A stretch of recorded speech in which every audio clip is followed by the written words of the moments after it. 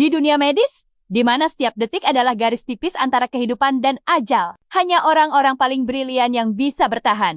Di rumah sakit terbaik di kota, di antara para dokter hebat, ada satu nama yang dibisikkan layaknya legenda, seorang jenius di antara para jenius. Saat kasus-kasus darurat, yang seolah tanpa harapan, terus berdatangan, dan seluruh ruang operasi dipenuhi kekacauan serta keputusasaan. Hanya dia yang bisa membuat waktu seakan berhenti. Orang-orang menyebutnya tangan Tuhan. Aku masih bisa menyelamatkannya, ucap si Nyosung dengan percaya diri dan penuh keyakinan.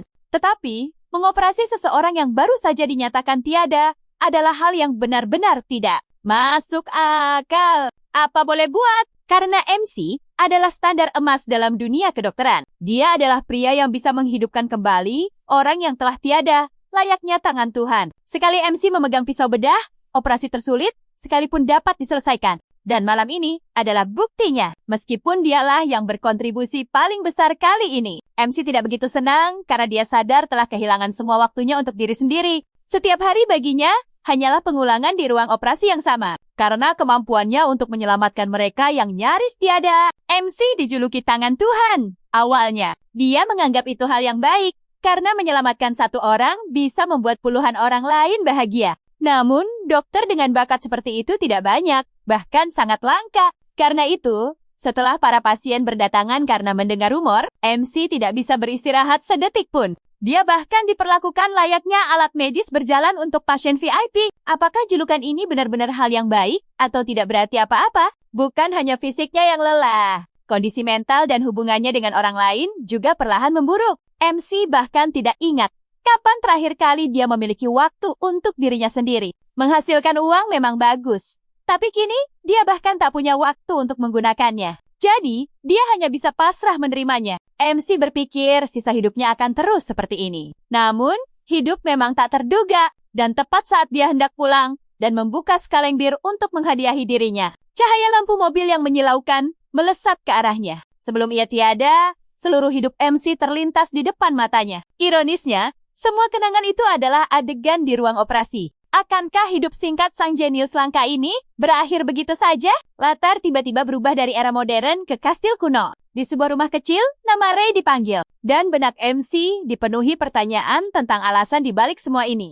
Perlahan membuka matanya, dia melihat sebuah tangan kecil yang montok. Di hadapannya, tampak wajah bahagia sepasang suami istri. Ray yang kebingungan membiarkan ibu dari tubuh barunya menggendongnya. Rasa takut menyelimutinya. Dia tidak mengerti apa yang sedang terjadi. Hal terakhir yang diingatnya adalah perjalanan pulang dari rumah sakit sebelum sebuah truk menabraknya. Karena insiden itu, pemandangan di depan matanya ini sulit dimengerti. Dia tidak mengerti bagaimana dirinya masih hidup. Dua orang di hadapannya adalah orang yang sama sekali tidak dikenalnya. Pasangan itu sangat menyayangi putra mereka yang bernama Ray. Saat berada di pelukan ayah dari tubuh barunya, dia terkejut menyadari tubuhnya kini sangat kecil. Pada saat yang sama, Ray perlahan menyadari bahwa dia telah dilahirkan kembali sebagai anak mereka. Sebuah goresan di tangannya menarik perhatian sang ibu. Ayahnya panik dan ingin memanggil seorang penyihir.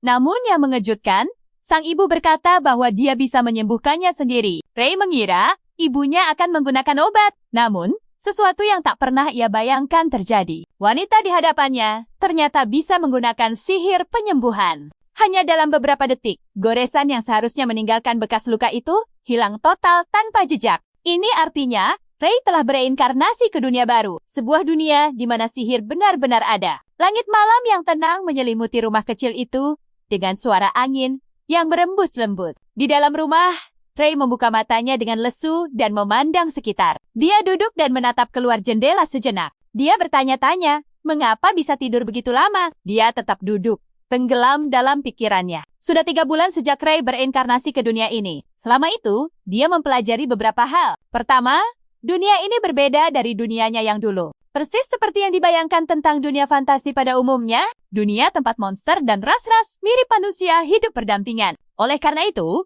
manusia sering diserang monster. Akibatnya, manusia harus menempuh jalan yang berbahaya agar menjadi lebih kuat. Satu hal yang cukup menarik, Ray sadar bahwa penduduk dunia ini lebih memilih mengembangkan sihir daripada ilmu pengetahuan. Setiap kali ibunya menyembuhkan luka, jelas sekali dia mengandalkan sihir. Bahkan untuk hal yang paling sederhana sekalipun, mereka tidak menggunakan teknik medis. Hal terakhir yang dia pahami adalah, ini bukanlah mimpi, melainkan sebuah realitas baru. Namun entah bagaimana, Ray masih menyimpan ingatan dan pengetahuan dari kehidupannya yang dulu. Dia tidak pernah menyangka bisa merasakan ketenangan seperti ini lagi. Kalau dipikir-pikir, dia tidak pernah punya kesempatan untuk menyayangi dirinya sendiri karena pekerjaannya dulu. Kalau bukan karena kecelakaan itu, dia mungkin sudah tiada karena kelelahan bekerja. Dia lalu berbaring dan menikmati momen itu. Karena aku sudah terlahir kembali, aku akan menikmati setiap momen yang kumiliki. Kapan lagi bisa tidur senyenyak ini? Cahaya temaram menyinari tanaman pot di dalam ruangan. Ini adalah hal langka yang bisa dia rasakan sebagai seorang anak yang hidup bebas. Ray memejamkan matanya untuk tidur.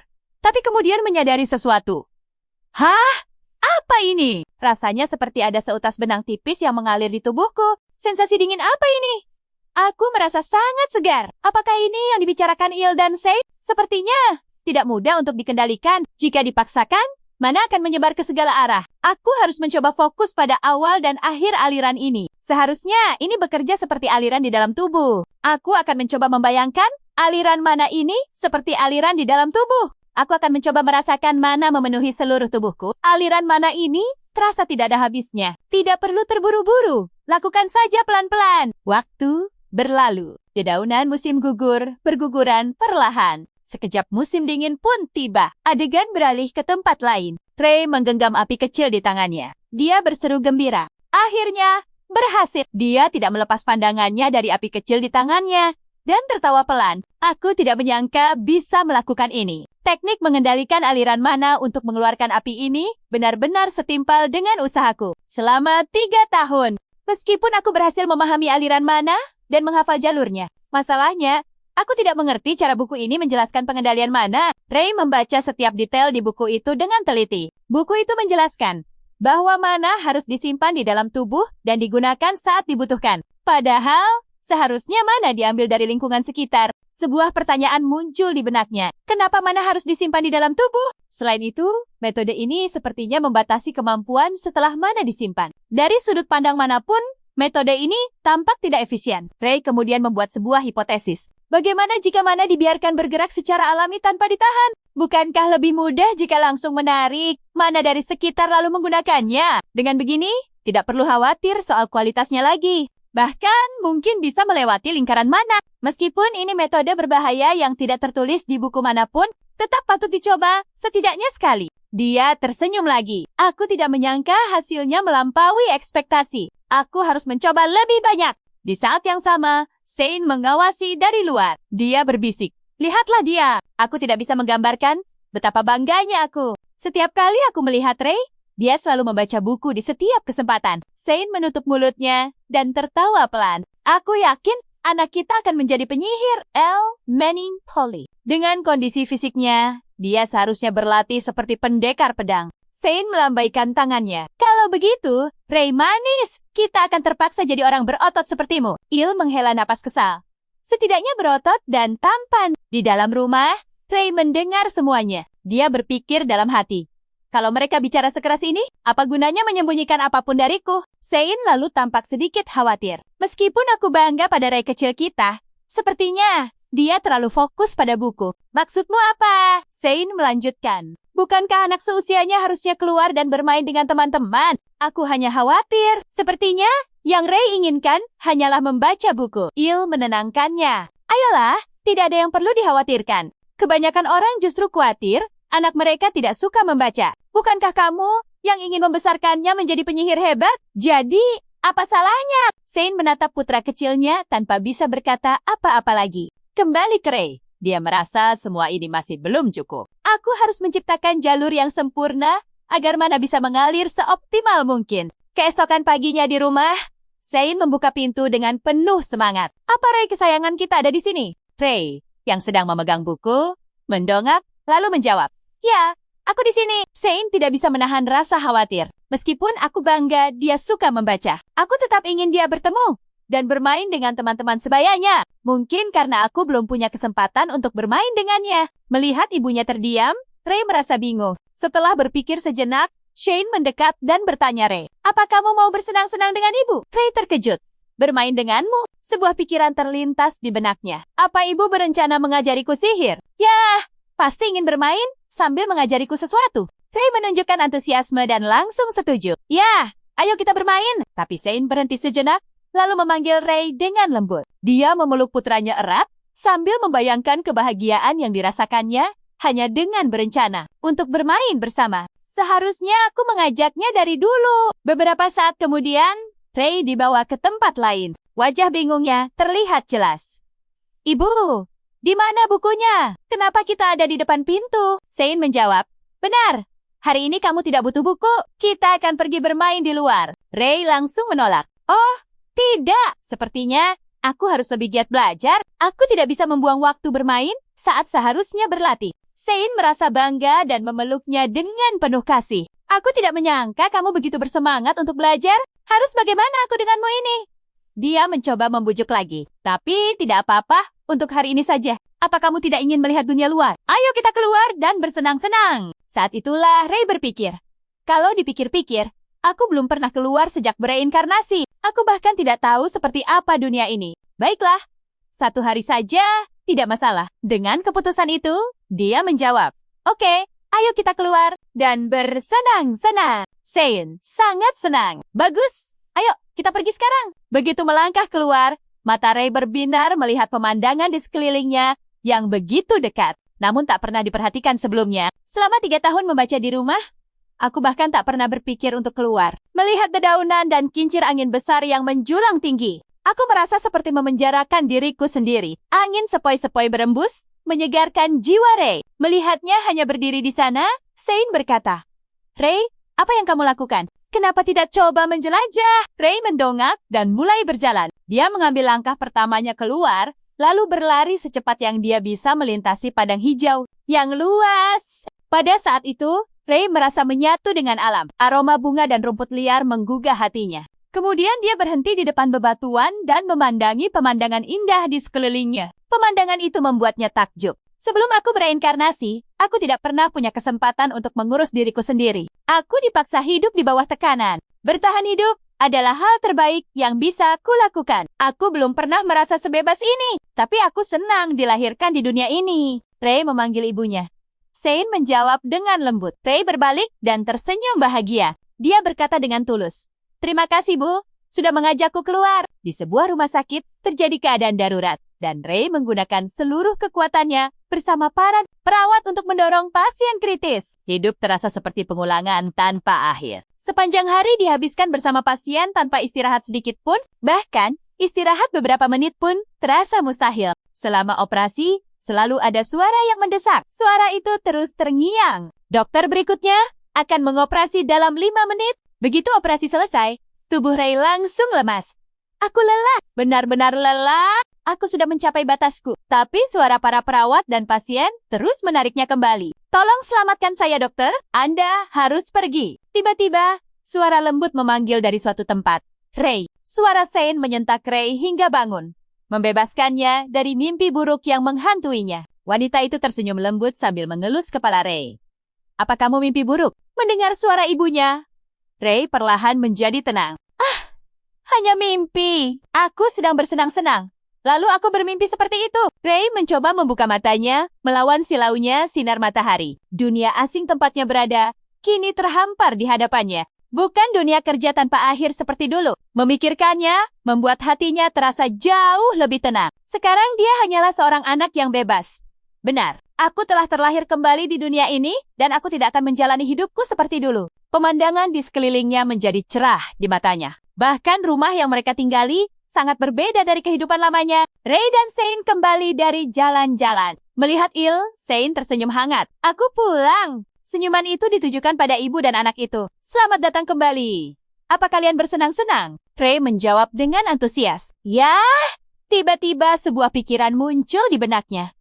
Benar, dia menarik ujung baju Sein dan berbicara dengan lembut. Mata ibu Ray melebar penuh harap. Tolong ajari aku sihir. Mendengar permintaan itu, Sein tampak terharu. Tunggu sebentar, dia langsung memeluk suaminya. Dia tidak percaya betapa menggemaskannya anak mereka. Kamu sudah mau mulai berlatih. Jika kamu mau, aku akan dengan senang hati mengajarimu. Melihat reaksi seperti itu, Ray hanya bisa tersenyum canggung. Meskipun sudah sering melihatnya, dia masih belum terbiasa. Beberapa saat kemudian, Shane mulai mengajarkan pelajaran pertama. Karena ini adalah permintaan Ray. Mari kita mulai ya. Dia memulai dari elemen paling dasar bagi manusia. Api kecil muncul di telapak tangannya. Menyala terang. Api, Ray takjub melihat sihir yang belum pernah ia lihat sebelumnya. Melihat reaksi itu, Shane terkejut. Reaksi anakku, tekadnya untuk mengajar semakin kuat. Ray sayang, ini api menarik bukan? Ray tertawa canggung. Melihat itu, Shane sedikit tersipu, atau mungkin itu kurang mengesankan. Ray berpikir sejenak. Itu karena aku sudah pernah menggunakan mantra seperti ini beberapa kali. Shane tiba-tiba teringat sesuatu. Ayo duduk dulu ya, Ray.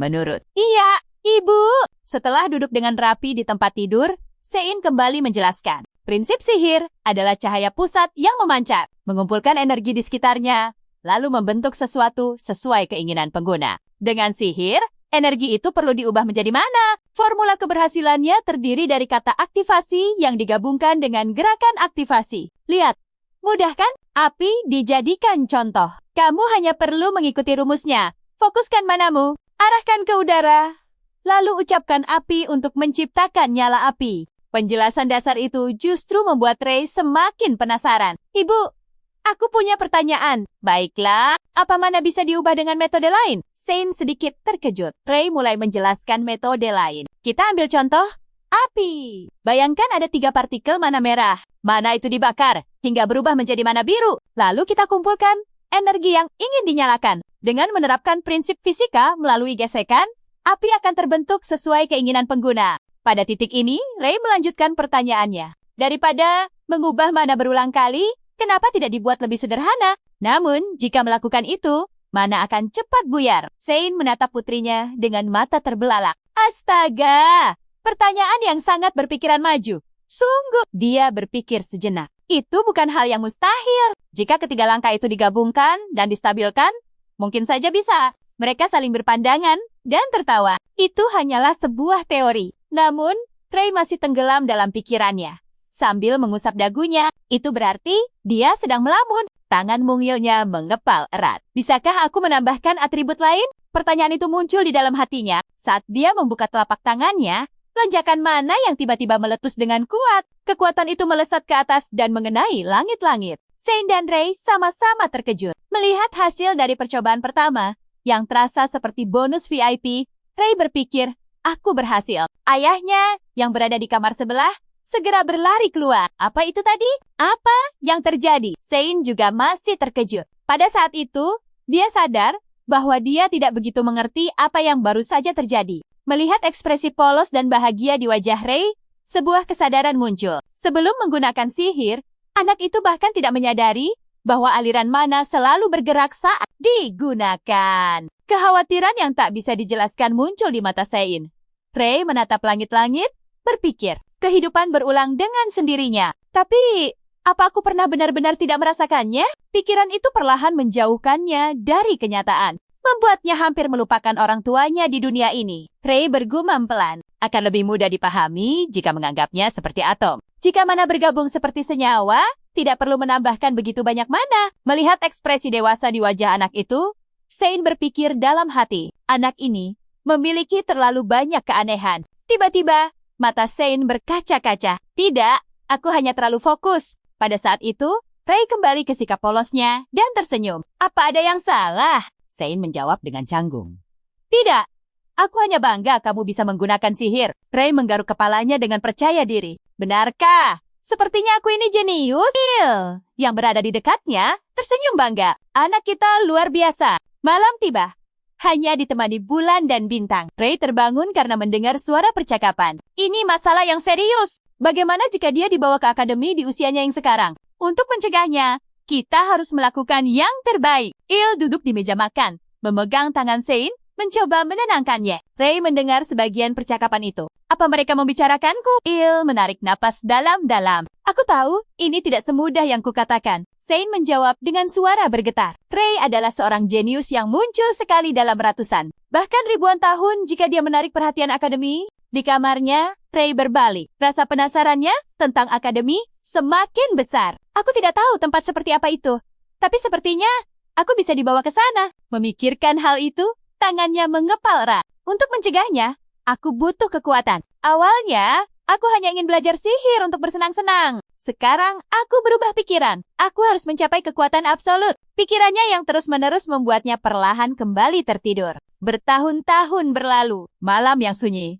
perlahan berubah menjadi terang. Burung-burung pagi mulai bernyanyi di dahan-dahan tinggi. Sementara itu, sinar matahari masuk melalui jendela dan menerangi seluruh ruangan. Di atas meja, sebatang lilin telah terbakar lebih dari separuh. Beberapa buku yang terbuka berserakan, menandakan malam yang panjang dan sibuk. Seorang gadis muda berambut putih meregangkan badan setelah tidur nyenyak. Pandangannya diarahkan keluar jendela, mencoba menentukan berlalunya waktu. Kesadaran muncul bahwa tidur terlalu nyenyak telah membuatnya kehilangan kesadaran akan waktu. Keinginan untuk menjelajah mulai muncul. Gadis muda itu adalah Ray. Sekarang berusia 15 tahun. Sejak dia pertama kali belajar mengendalikan mana, dia terus bergerak maju menuju tujuannya. Eksperimen sihir menjadi semakin rumit dengan meditasi dan latihan setiap malam. Pemahamannya tentang mana berkembang pesat. Pengetahuannya terus diasah untuk meningkatkan kemampuannya di masa depan. Jumlah mana yang diserap begitu besar, hingga rambutnya berubah menjadi putih seluruhnya. Kembali ke masa kini, Ray berdiri sebagai seorang remaja. Sebuah ide tiba-tiba muncul di benaknya. Tanpa ragu, dia mulai menulis sesuatu dengan serius. Pengetahuan medisnya mungkin tidak sepenuhnya bisa diterapkan.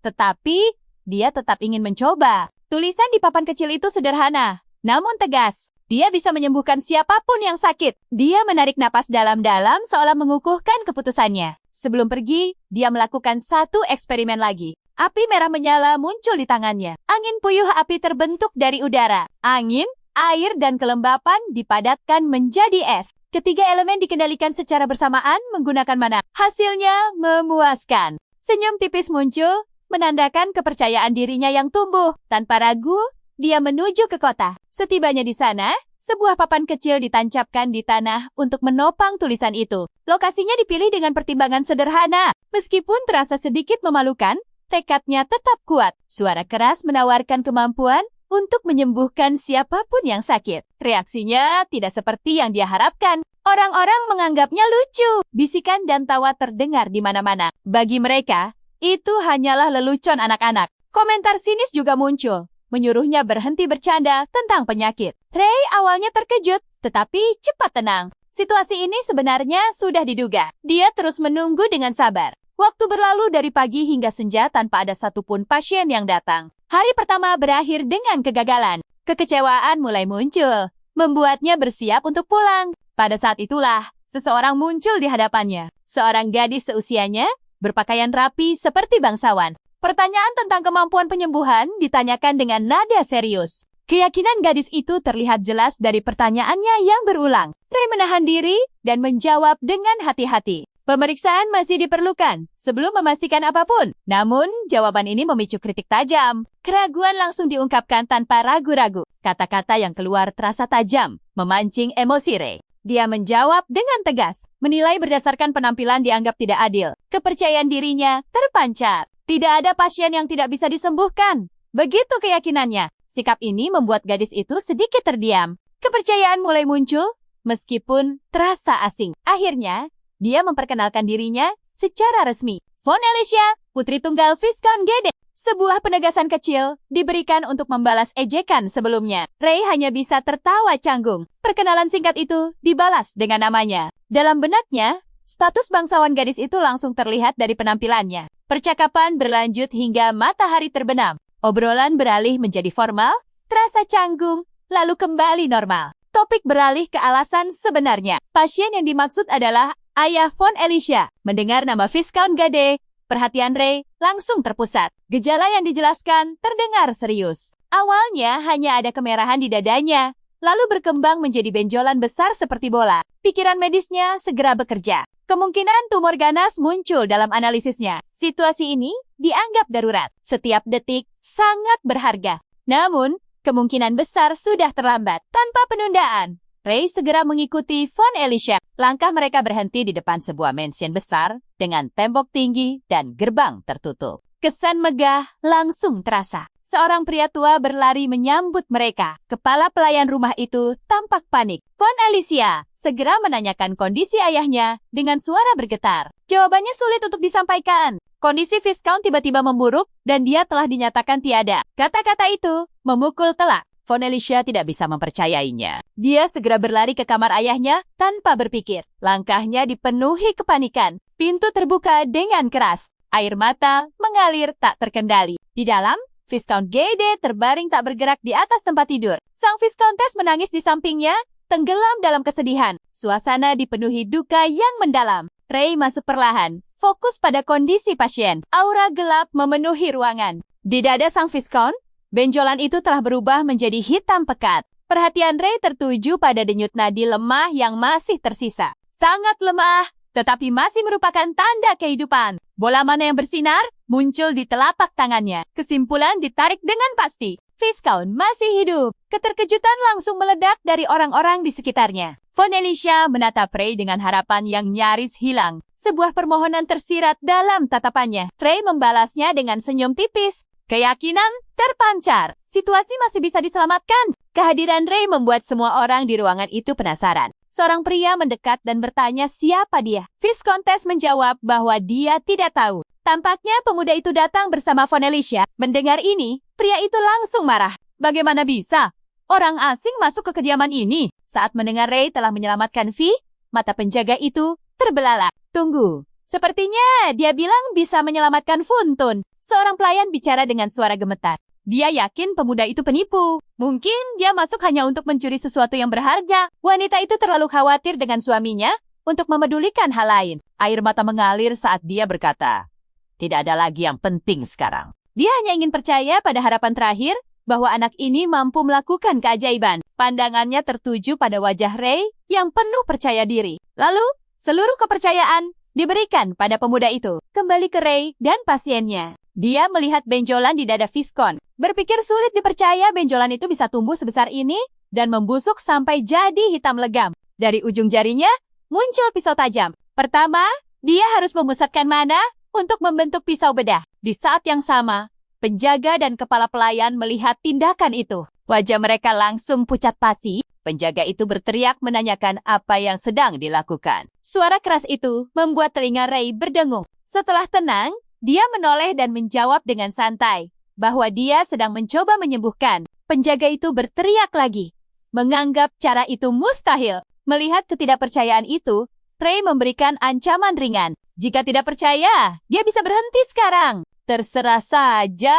Kata-kata itu membuat si penjaga terdiam, meski hatinya masih kesal. Wanita itu lalu bicara dengan wajah penuh kesedihan. Meminta semua orang untuk percaya pada anak ini untuk saat ini. Penjaga itu akhirnya tidak punya pilihan selain setuju. Ray melambaikan tangan, menyuruh mereka diam dan menyingkir karena mengganggunya. Penjaga itu hanya bisa mengertakkan gigi, menahan kekesalannya. Kembali fokus. Ray menarik napas. Saat bagian itu ditusuk, yang keluar adalah nanah, bukan darah. Setelah diamati lebih lanjut, dia menyimpulkan ini bukan sekadar tumor, melainkan jaringan kulit yang telah mengalami nekrosis karena racun.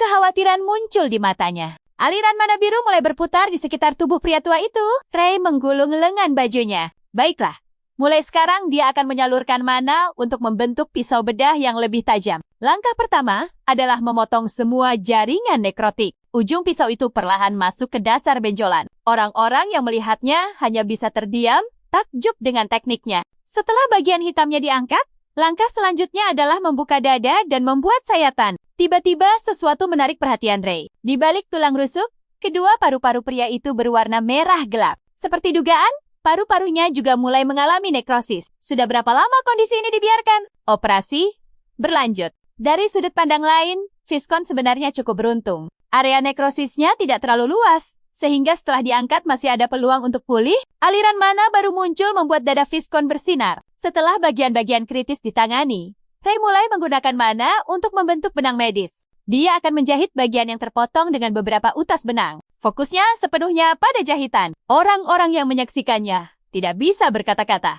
Tidak ada yang berani bersuara, bahkan untuk bernapas dengan keras. Kepala pelayan menatap punggung Ray sambil bergumam pelan. Anak yang dibawa nona muda itu membuatnya ragu harus berkata apa. Melihat wajah yang bersinar dengan konsentrasi tinggi, dia sadar pemuda ini punya aura yang berbeda dari orang seusianya. Gerakan tangannya juga sangat terampil. Saat itu, tangan yang diselimuti mana bergerak dengan anggun tanpa henti. Benang-benang menjulur dari ujung kelima jarinya. Setelah beberapa jahitan dasar selesai, Ray memikirkan langkah terakhir. Dia akan menyelesaikannya dengan menyerap benang itu. Di mata kepala pelayan, sosok itu tampak seperti seorang dalang. Namun, Ray tidak memperhatikan tatapan di sekelilingnya. Fokusnya hanya pada pekerjaan. Kepala pelayan bicara pelan. Mungkin anak itu benar-benar bisa melakukan keajaiban. Pelayan di sampingnya melirik lalu kembali menatap pemuda di depan. Pikiran yang sebelumnya menganggap Ray penipu mulai berubah. Dia setuju dengan pernyataan itu. Sesaat kemudian,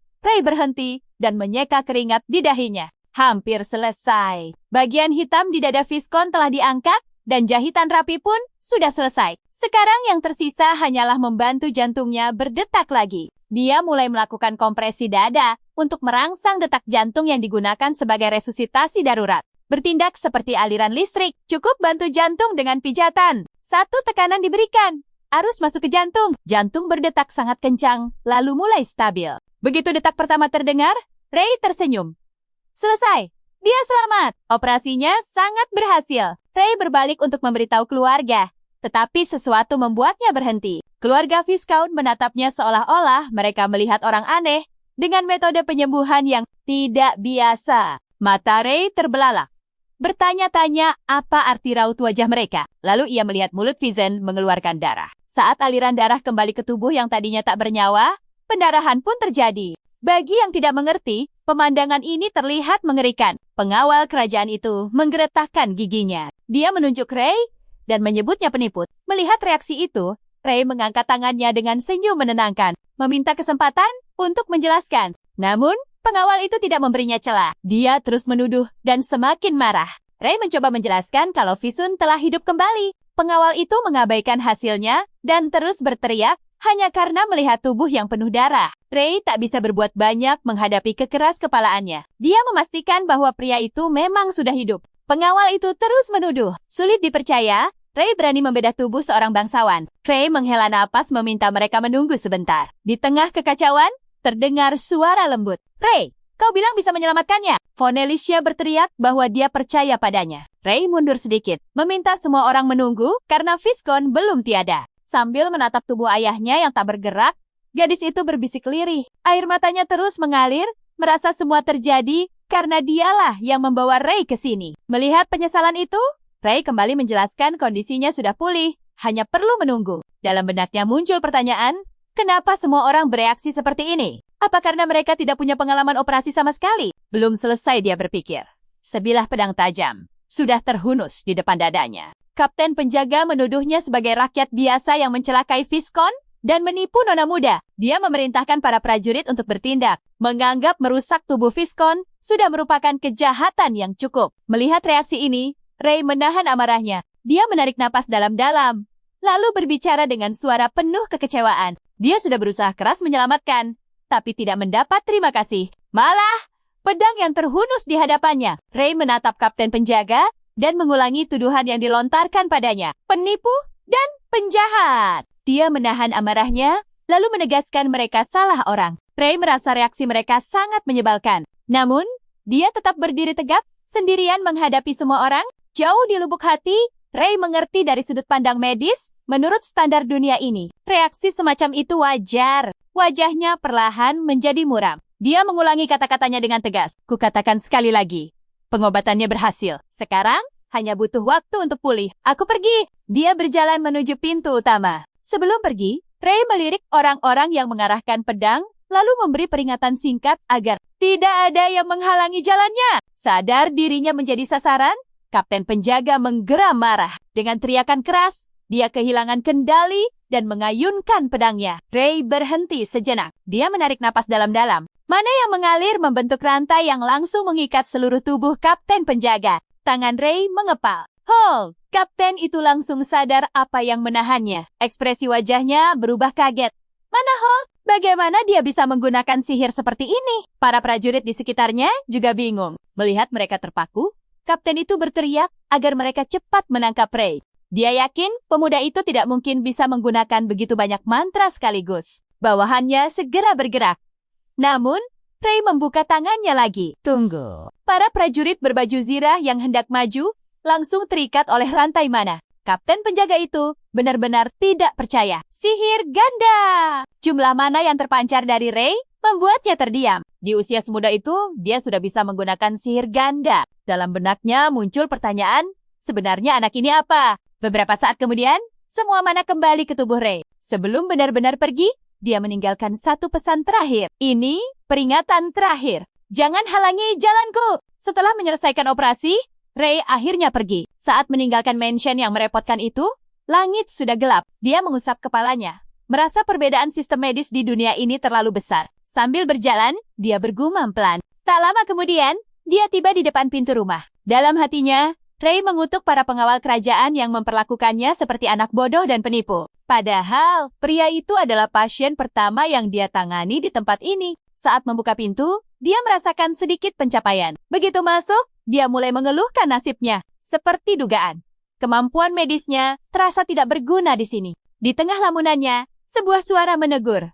Ray, kau pulang terlambat sekali. Baru saat itulah dia sadar ada orang lain di rumah. Dia begitu fokus sampai lupa yang menegurnya adalah ibunya, Sain, dengan wajah tidak senang. Dia bertanya, jam berapa seharusnya Ray pulang? Ray menjawab jamnya dengan ragu. Lalu bertanya lagi, sekarang jam berapa? Ibunya mengingatkan bahwa dunia ini penuh orang jahat. Hukumannya adalah dia tidak boleh keluar selama 2 hari. Bagi Ray, di dunia manapun, ibu tetaplah sama. Pulang terlambat pasti akan mendapat hukuman. Model, dia hanya bisa diam dan menerimanya. Sebuah pikiran terlintas di benaknya. Bahkan di sini pun, dia masih dianggap anak-anak. Seiring malam yang semakin larut, lampu terakhir di rumah akhirnya padam. Saat Ray tertidur lelap, kekacauan terjadi di Dion Viscount. Suara-suara tegang terdengar di setiap sudut. Apa yang sebenarnya terjadi? Siapa anak itu? Von Alicia berbicara lembut. Viscount, yang tadinya berbaring, kini mulai bangun. Meskipun terlihat tidak nyaman, Von Alicia dan Visunte segera menoleh. Para pengawal kerajaan terkejut. Visun, masih hidup. Bagaimana mungkin? Pengawal yang sebelumnya mengikatnya menjadi pucat. Visun benar-benar hidup. Fisk hanya bisa menghela napas panjang. Kata-kata penuh curiga yang pernah diucapkannya kembali terngiang. Begitu pula saat pengawal kerajaan mengarahkan pedang ke leher Ray sambil menghinanya. Mengingat semua itu membuatnya ingin bersembunyi. Dia mengakui kesalahan besarnya karena tidak mengenali penyelamatnya sendiri. Rasa bersalah terus menghantuinya. Dia segera memerintahkan untuk mencari Ray. Semua orang harus bertanggung jawab dan menemukan pemuda itu sesegera mungkin. Reputasi keluarga dipertaruhkan. Pengawal kerajaan tampak bingung. Dia sadar tubuhnya bisa bergerak lagi. Ikatan mana telah hilang. Saat dia menyebut sihir, keseimbangannya goyah hingga dia terjatuh. Fisk berbalik untuk pergi sambil memberi perintah singkat. Temukan Ray dan minta maaf langsung atas perilaku kasarmu sebelumnya. Pengawal itu menjawab dengan patuh. Di sisi lain, Butler, yang terlihat dramatis, berbicara lembut, sungguh menarik. Bagaimana bisa seorang pemuda melakukan keajaiban? Tiba-tiba, seseorang bertanya, apakah dia seorang saint? Ucapan itu mengejutkan semua orang. Saint. Mereka pun mulai berdiskusi. Tidak pernah ada saint yang bisa menggunakan sihir seperti itu. Ini adalah pertama kalinya mereka melihat hal semacam ini. Beberapa saat kemudian, Viskan berbaring kembali dengan tenang. Wajahnya tampak damai, seperti sedang tidur. Semua orang bisa melihat perubahannya. Pengawal kerajaan berbicara tegas. Jika bukan karena seorang saint dengan kekuatan untuk menghidupkan kembali yang telah tiada, hal seperti ini mustahil terjadi. Untuk memahami tentang saint, mereka melihat kembali sejarah manusia. Catatan kuno menyebut para saint sebagai individu pilihan dewa. Mereka memiliki kekuatan suci yang sangat besar. Bahkan mampu mendengar suara para dewa dan sangat dicintai oleh mereka. Beberapa dianggap sebagai perwakilan atau reinkarnasi dewa. Mendengar penjelasan itu, Von Alicia tampak ragu. Dia belum pernah mendengar kerajaan memiliki seorang saint. Mungkinkah Ray adalah seorang saint yang tidak dikenal? Dia pun menyetujui kemungkinan itu. Penyakit yang bahkan pendeta agung pun tidak bisa sembuhkan, berhasil diatasi. Orang yang menyembuhkan Visco kemungkinan besar adalah seorang saint. Butler kemudian menoleh ke kapten pengawal. Dia bertanya, bagaimana sikap kapten terhadap seorang saint? Kapten itu hanya bisa menundukkan kepala karena malu dan meminta maaf. Dia mengakui kebodohannya telah menyebabkan masalah besar. Von Alicia juga merasa bersalah. Dia sadar semua orang hanya berdiri menonton tanpa membantu. Kesalahan ini bukan hanya milik satu orang. Rasa penyesalan semakin kuat. Mungkin mereka harus pergi dan meminta maaf secara langsung. Tiba-tiba terdengar suara lembut. Apa yang sedang kalian bicarakan? Pernyataan itu mengejutkan semua orang. Viscount sedang dibantu duduk oleh pelayan. Dia memegangi bagian dadanya yang dijahit dan bertanya dengan susah payah tentang apa yang terjadi. Saat dia tidak sadarkan diri, Von Alicia menunduk dan menjawab pelan. Seorang Saint telah menyembuhkan ayah. Mendengar ini, Viscount mengepalkan tangannya. Ini berarti dia bisa bangkit kembali berkat sosok itu. Begitu tahu penyelamatnya telah dihina, dia langsung marah kepada para pengawal. Namun, tiba-tiba rasa sakit menyerang tubuhnya. Dia terkejut. Melihat kondisi itu, para pengawal panik dan memanggilnya. Viscount dengan tegas menyuruh mereka berhenti berteriak. Tangannya gemetar karena marah. Dia lalu memerintahkan semua orang di Dion untuk mencari Ray. Gunakan segala cara untuk menemukannya. Perintah itu menggema di seluruh ruangan. Di saat yang sama, Ray yang sedang membaca buku tiba-tiba merasa telinganya gatal. Seolah-olah ada yang membicarakannya. Di pagi yang cerah, di sebuah jalan di hutan, Sain menyemangati Ray. Tetap semangat, Ray! Ray mulai merapal mantra. Dia mengumpulkan mana, mengangkat tangannya, lalu merapal. Halid! Bukannya menyembuhkan, hasilnya justru memperburuk keadaan. Ranting di depannya patah menjadi dua. Ray terdiam kaget. Matanya terbuka lebar menatap hasilnya. Sain yang melihat kejadian itu menggoda dengan santai. Kegagalanmu lucu sekali. Tidak terima, Ray mencoba lagi menggunakan elemen api. Hasilnya masih terasa aneh. Dia terus bereksperimen dengan cahaya. Di sampingnya, Sain malah memakai kacamata 3 dimensi sambil menikmati suasana. Entah sejak kapan dia menyiapkan berondong jagung. Merasa sihir biasa masih bisa dikendalikan, Ray mencoba menyembuhkan lagi. Hasilnya tetap sama. Kondisinya malah memburuk.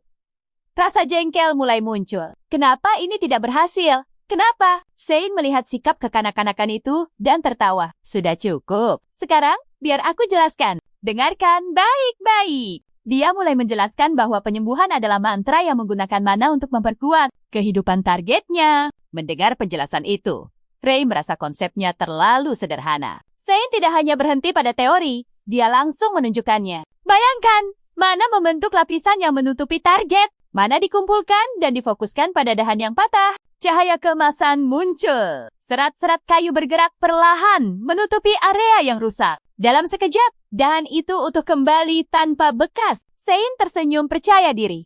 Ini tidak sulit. Coba lagi. Kamu pasti bisa. Ray mengangguk dan mencoba lagi. Tiba-tiba sesuatu menarik perhatian Sane. Suara apa itu?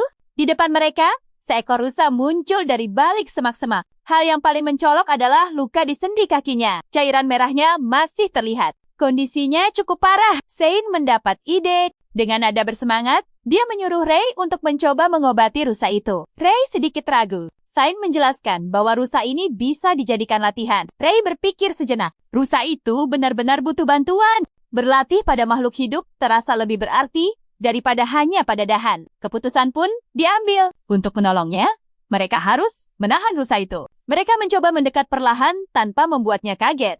Melihat sikap ibunya, Ray merasa ada yang aneh. Sain sepertinya terlalu menikmati situasi ini. Saat mendekat, Ray tidak sengaja menginjak dahan. Suara patahannya terdengar keras. Rusa itu langsung kaget dan lari. Ray berteriak panik. Rusa itu kabur. Sain tetap santai sambil menyemangati. Cepat, tangkap! Ray tidak mengerti rencana ibunya, tapi tetap mengejarnya. Dalam hatinya, dia bertanya, kenapa aku harus melakukan semua ini? Dia menggertakkan gigi dan berlari sekuat tenaga. Apa sepadan usaha sebesar ini hanya untuk belajar penyembuhan? Jawabannya muncul dengan sendirinya. Tentu saja dia ingin menyelamatkan nyawa sebanyak mungkin. Ray memutuskan menggunakan sihir. Tangan diayunkan, mana dilepaskan. Tahan, sambil mengingat kejadian di kediaman Fizz, Ray menyadari sesuatu. Orang-orang di dunia ini tidak mengerti pengetahuan medis modern. Karena itulah muncul ketakutan akibat ketidakpastian. Pikiran itu berakhir saat rusa berhasil ditangkap. Ray tersenyum puas, akhirnya tertangkap. Setelah membawanya kembali pada Sain, dia memeriksa kondisi rusa itu. Meskipun kakinya terluka, hewan itu masih bisa berlari kencang. Ray mencoba mengelusnya, tapi rusa itu terlihat makin ketakutan. Dia mencoba menenangkannya. Tenang, diamlah. Aku akan menyembuhkanmu. Sain kembali menyemangati dari samping. Semangat. Ray mulai melepaskan mana dalam jumlah besar. Dalam benaknya, jika dia terbiasa dengan sihir, Dia pasti berhasil. Saat itu, Sain terkejut melihat aliran mana yang keluar. Jumlahnya jauh melebihi ekspektasi. Ray mulai menyalurkan mana ke tubuh rusa itu. Dengan tekad seorang dokter, dia ingin mencapai tahap selanjutnya. Dia berteriak, "Sembuh!" Cahaya biru menyebar ke seluruh hutan. Rusa itu tidak kuat menahan ledakan mana. Tubuhnya menegang, lalu ambruk di tempat. Ray dan Sain terdiam. Keduanya saling tatap tanpa kata selama beberapa detik sebelum memahami hasilnya. Rusa itu bukan hanya sembuh, kehidupannya telah berhenti. Bukan hanya lukanya yang hilang, tetapi semua fungsi tubuhnya juga lenyap. Keduanya bingung. Ray menarik napas dalam-dalam. Sebagai seorang dokter, dia merasa telah gagal menyelamatkan nyawa. Dia mulai berpikir, menggunakan mana untuk melindungi dan meningkatkan vitalitas. Itulah yang dijelaskan sebelumnya. Tapi kenapa hasilnya berbeda? Melihat ekspresi Sain yang masih santai,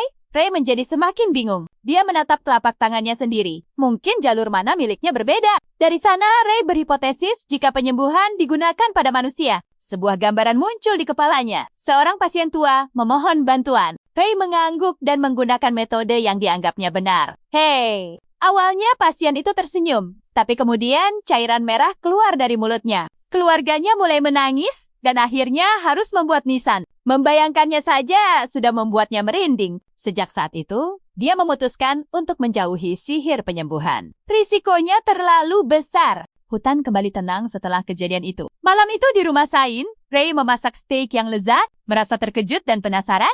Apakah ada acara khusus? Kenapa ada steak? Sain tidak menjawab, hanya tersenyum. Lalu dia mencubit pipi Ray sambil berbicara dengan bangga. Anak jenius ternyata tidak bisa menggunakan sihir penyembuhan. Pernyataan itu mencairkan suasana, mereka tertawa bersama sambil menggoda Ray. Sejak saat itu, Ray bertekad untuk tidak belajar sihir penyembuhan lagi. Adegan beralih ke pagi yang tenang di kerajaan Suci Gaya. Sebuah patung dewi berdiri megah. Di depannya, seorang pria berlutut sambil terus berbisik, "Tuanku," pupil matanya mengecil. "Apakah kau memanggilku?" Pria itu adalah paus dari kerajaan suci. Tiba-tiba patung itu mengeluarkan suara. "Temukan dia!" Suara itu kembali menggema. Temukan orang terpilih berambut putih yang baru yang berada di negara bernama Silia, di sebuah jalan setapak hutan yang sepi. Sekelompok tentara berjalan di samping seorang satria yang menunggang kuda. Mereka mengobrol dengan santai sepanjang perjalanan. Salah satu dari mereka membahas berita tentang orang suci yang baru.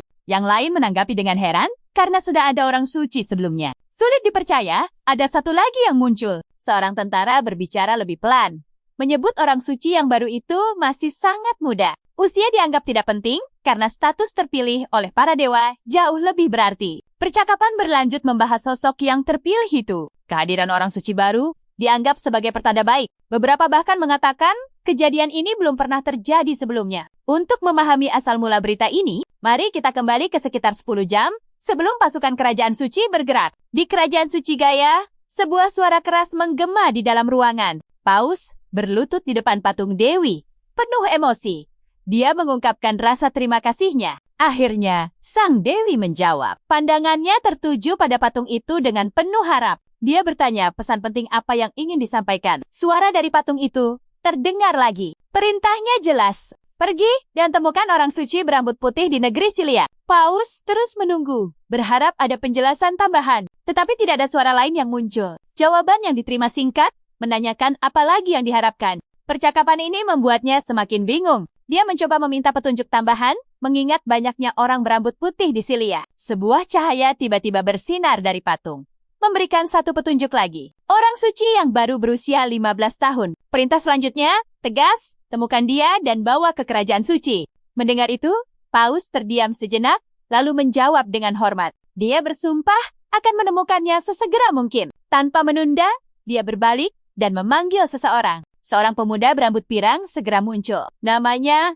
Iren. Dengan mata terbelalak, dia mempertanyakan perintah yang diberikan kepadanya. Paus segera memerintahkan delegasi untuk disiapkan dan dikirim ke Silia. Iren segera menerima perintah itu tanpa ragu. Sementara itu, Paus masih merenungkan pertanda baru yang misterius itu. Beralih ke rumah kecil Ray. Dia sedang duduk dengan tenang membaca buku. Il memanggilnya, lalu mengajaknya berbicara tentang belajar ilmu pedang. Ray tertarik dan mengulangi kata itu dalam benaknya. Il menjelaskan bahwa semakin banyak cara untuk melindungi diri, semakin baik. Ray sempat ragu. Tapi setelah dipikir-pikir, saran itu masuk akal. Dibandingkan dengan kehidupan sebelumnya yang mudah, Dunia sekarang jauh lebih keras. Untuk mendapatkan satu buah apel saja, nyawa bisa menjadi taruhannya. Ray menutup buku dan menyetujui ajakan itu. Ile tampak senang dan langsung mengajak berlatih. Sebelum pergi, dia bertanya tentang kacamata yang dipakai Ray. Ray menghindari pertanyaan itu dan menyebutnya hanya kebiasaan. Tidak lama kemudian, terdengar suara pedang kayu yang beradu. Il tersenyum melihat kemampuan Ray yang cukup bagus untuk seorang pemula. Di sisi lain, wajah Ray tampak pucat. Dia merasa beruntung, pernah belajar kendo sebelumnya. Namun, gaya bertarung Il terasa terlalu agresif. Serangannya terus datang tanpa henti. Ray sadar, ini jauh dari sekadar latihan ringan. Matanya mulai fokus, genggamannya pada pedang diperkuat. Perubahan sikap ini membuat Ile sedikit terkejut. Dia bertanya, apa Ray sudah menyerah? Ray menarik napas dalam-dalam lalu mulai menyalurkan mana ke pedangnya. Dengan suara tenang, dia menjawab bahwa itu hanya perubahan taktik. Ujung pedang diarahkan ke depan. Senyum tipis muncul. Il terkejut melihat aura pedang yang terbentuk. Latihan menjadi lebih serius. Ray mulai menyerang tanpa menahan diri. Tebasan demi tebasan mengalir cepat dan tajam. Il merasakan tekanan yang semakin besar. Jika dibiarkan, dia bisa kalah. Dia mengertakkan gigi dan membulatkan tekadnya. Tidak ada pilihan lain selain menggunakan aura pedang juga. Perubahan itu langsung terlihat. Pedangnya kini diselimuti oleh api yang panas. Dengan satu tebasan kuat, serangan itu diarahkan dengan presisi. Ray tidak bisa menahannya dan terjatuh. Rasa sakitnya langsung terasa. Melihat ini, Ile segera merasa bersalah. Tiba-tiba sebuah suara keras memanggil nama Ray. Adegan beralih ke pasar kota yang ramai. Para penduduk desa saling berbisik tentang kehadiran kelompok dari Guild Intelijen. Mereka sering terlihat akhir-akhir ini. Banyak orang mengira mereka sedang mencari seseorang atau sesuatu. Di tengah keramaian, sesosok berjubah dengan tudung mengamati dalam diam. Setelah beberapa saat, dia melanjutkan perjalanannya. Di sebuah tempat berkumpul, beberapa pria sedang berbicara dengan serius. Seseorang menanyakan hasil pencarian. Jawaban yang diberikan masih sama, tidak ada petunjuk. Kesulitan utamanya adalah kurangnya informasi. Hanya usia dan warna rambut yang diketahui. Seorang pemuda berbaju biru tampak kesal. Selain sulit, mereka juga harus melapor setiap hari. Seorang penjaga kerajaan datang dan membuka tudungnya. Kehadirannya menarik perhatian. Dia langsung bertanya tentang kemajuannya. Pemuda berbaju biru itu menjawab dengan nada kesal. Menyebut pencarian ini seperti mencari jarum dalam tumpukan jerami. Pria lain menambahkan bahwa menemukan anak 15 tahun berambut putih dengan informasi terbatas hampir mustahil. Mendengar itu, pengawal kerajaan menjadi marah. Dia menganggap mereka tidak berguna. Tiba-tiba ingatannya kembali pada ancaman Viskan. Sebuah benda dilempar ke tanah hingga pecah. Suara marah Viscon terdengar jelas, mempertanyakan kenapa targetnya belum ditemukan. Pengawal kerajaan hanya bisa menundukkan kepala dan meminta maaf. Viskan yang gagal menemukan penyelamatnya itu dipenuhi amarah. Dia menekankan bahwa sosok itu bukan anak biasa. Dia adalah orang suci. Jika perlakuan buruk mereka sampai diketahui, akibatnya akan sangat parah. Kerajaan suci bisa menyatakan perang. Hal itu bisa menghancurkan seluruh keluarga. Perintah diberikan dengan tegas untuk menemukan Ray secepat mungkin. Meski dimarahi, pengawal kerajaan hanya bisa menahan emosinya. Dengan nada rendah, dia memohon agar pencarian dilakukan sebaik mungkin. Dia bahkan bersedia membayar berapapun harganya. Dalam hatinya, tekad untuk menemukan anak itu muncul. Tiba-tiba seorang pemuda melangkah maju. Dia mengulangi ucapan tentang bayaran tak terbatas. Senyum licik muncul di wajahnya. Dia menawarkan diri untuk menangani pencarian ini. Matanya menyipit, menandakan niat tersembunyi. Kembali ke latihan pedang, dengan tangan Ray terluka. Dia mengerang pelan kesakitan. Melihat kondisi ini, merasa tidak enak dan langsung meminta maaf. Ray tersenyum untuk menenangkannya, mengatakan, itu tidak apa-apa. Sein datang dan langsung melihat luka panjang di tangan Ray. Dia berlari dengan wajah khawatir sambil memarahi suaminya. Il hanya bisa menghela napas. Situasinya terasa canggung bagi Ray. Dia mencoba menenangkan ibunya, mengatakan dia bisa menyembuhkannya dengan sihir. Namun, Sein tetap ingin membantu. Ray menolak dengan sopan, memilih untuk mencobanya sendiri. Lingkaran energi perlahan muncul di sekitar tangan yang terluka. Saat mantranya selesai, energinya terpancar lebih kuat dari sebelumnya. Sein tidak bisa menyembunyikan keterkejutannya. Luka di tangan Ray hilang sepenuhnya, seolah tidak pernah ada sebelumnya. Pandangan Sein menjadi kosong. Dia tidak mengerti apa yang baru saja terjadi. Pandangannya kemudian beralih ke Il. Il mengonfirmasi ulang bahwa Ray tidak bisa melakukannya sebelumnya. Shane dengan gugup menjelaskan bahwa percobaan sebelumnya membuat rusa itu tiada dalam satu pukulan. Mendengar itu, yang terlintas di benak Il adalah steak lezat yang dibuat istrinya. Cukup untuk memahami situasi secara keseluruhan. Di sisi lain, Ray mengusap dagunya sambil bergumam pelan. Sepertinya, dia perlu menjelaskan semuanya. Dia menarik napas dalam-dalam untuk menenangkan diri. Lalu mulai berbicara kepada orang tuanya. Ada sesuatu yang perlu disampaikan. Percakapan dimulai di rumah kecil itu. Shane bertanya dengan lembut. Apa yang sebenarnya terjadi? Ray langsung mengungkapkan rahasia yang tersembunyi selama ini. Dia tidak seperti orang normal. Keheningan menyelimuti ruangan. Shane mencoba merespons meskipun masih terlihat bingung. Ila yang di sampingnya berbisik pelan, mengalihkan pembicaraan ke sesuatu yang lebih penting. Mereka berdua berdiskusi sejenak. Setelah itu mereka memberikan dukungan kepada Ray. Ray sendiri tidak mengerti arah pembicaraan yang sedang berlangsung. Il berkata, apapun yang Ray pilih, mereka akan selalu di sisinya. Shane tersenyum dan menambahkan, bahkan jika Ray membawa pulang Elf sebagai pasangan, selama mereka bahagia, mereka akan menerimanya. Pernyataan itu membuat suasana terasa aneh. Ray merasa pembicaraannya sudah terlalu jauh. Dia menjelaskan niatnya yang sebenarnya lagi untuk menghindari kesalahpahaman. Diskusi akhirnya kembali ke inti kapasitas yang dimiliki Ray. Orang tuanya mencoba untuk mengerti. Alih-alih menggunakan lingkaran sihir untuk menyimpan mana, Ray membiarkannya terbentuk secara alami. Perbedaan ini sebesar memiliki akses istimewa sejak awal. Shane menggunakan pengetahuannya untuk menjelaskan bahwa mana murni jauh lebih kuat daripada mana yang tersimpan. Itu menjelaskan mengapa sihir Ray terasa begitu kuat. Ucapan itu memberi Ray pencerahan. Jika sihir penyembuhan digunakan pada orang yang tidak mampu menahan mana murni, bayangan steak rusa akan kembali muncul di benak mereka. Diskusi menjadi serius kembali. Shane mengungkapkan bahwa Ray adalah anak jenius, tetapi juga menggunakan teknik yang sangat berbahaya. Il menyela dengan sudut pandang yang berbeda. Menurutnya, kemampuan ini tidak boleh digunakan pada orang biasa. Nadanya terdengar santai, tetapi maksudnya jelas. Dalam benak Ray, sebuah pemikiran baru mulai terbentuk. Dia menyadari bahwa dia tidak bisa menggunakan sihir itu sembarangan. Jika dia ingin menyelamatkan lebih banyak orang seperti dokter, dia harus lebih berhati-hati. Melihat kekhawatiran di wajah orang tuanya, Ray menemukan jawabannya. Dia membutuhkan lebih banyak pengalaman bedah. Tangannya yang telah melalui banyak situasi darurat adalah buktinya. Sebuah janji dibuat di dalam hati. Tiba-tiba Ray berdiri dan berkata, akan segera kembali. Il bertanya kemana dia pergi. Ray membuat alasan sederhana. Hanya ingin berjalan-jalan sebentar. Kini dia punya rahasia lain yang tidak bisa diungkapkan. Sebelum pergi, dia harus melewati Shane. Shane memperingatkan agar tidak pergi dengan orang asing. Ray menjawab pasrah. Merasa dirinya sudah cukup dewasa. Il hanya tersenyum melihat situasi itu. Ray pun pergi, berjanji akan segera kembali. Di luar area desa Barlow, seorang pria berjalan sambil memikul banyak barang di bahunya. Dia merasa desa itu lebih besar dari yang dikiranya. Perjalanan berlanjut bersama seorang pria dengan penutup mata. Pria itu berkata, awalnya ingin langsung lewat. Namun, beristirahat di tempat ini terasa lebih baik. Tiba-tiba, terdengar suara dari belakang. Seseorang memanggil para pengelana itu. Seorang pria dari Guild Informasi mendekat.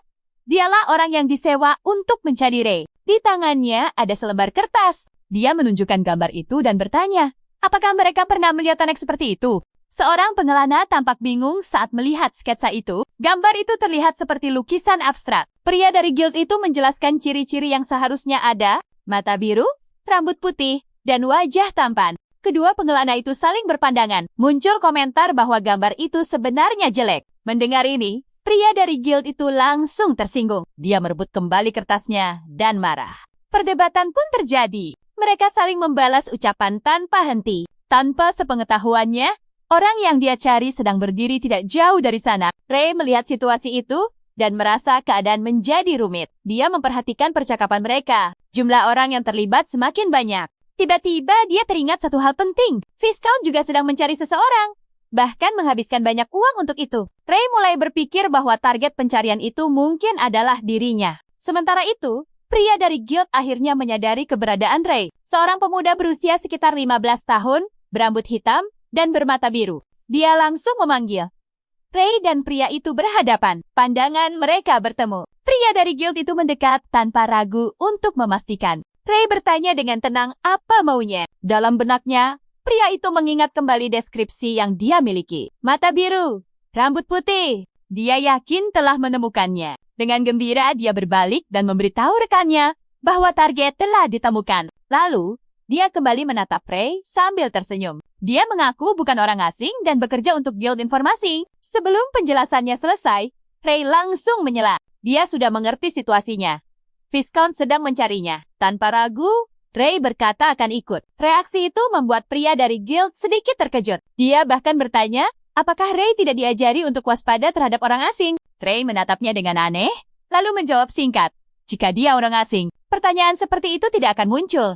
Penjelasan sederhana diberikan. Dia perlu memeriksa kondisi pasien di kediaman Tuan Viscount. Pria dari Guild mengangguk dan berkata akan menyiapkan kereta. Tak lama kemudian, perjalanan pun dimulai. Di dalam kereta, Ray merasa penasaran dan ingin menanyakan beberapa hal. Namun, pria dari Guild itu yang bertanya lebih dulu. Dia bertanya, apa yang dimaksud dengan kata pasien? Apakah itu merujuk pada orang yang sakit di mansion Tuan Viscount? Ray ragu untuk menjelaskannya secara sederhana. Jawaban singkat diberikan. Suasana berubah menjadi sedikit serius. Ray ingin tahu apa yang sebenarnya mereka lakukan. Ekspresi itu membuat pria di depannya merasa merinding. Dia merasa Ray sedikit tidak biasa. Perjalanan berlanjut tanpa banyak percakapan. Tidak lama kemudian, kereta berhenti. Mereka telah tiba.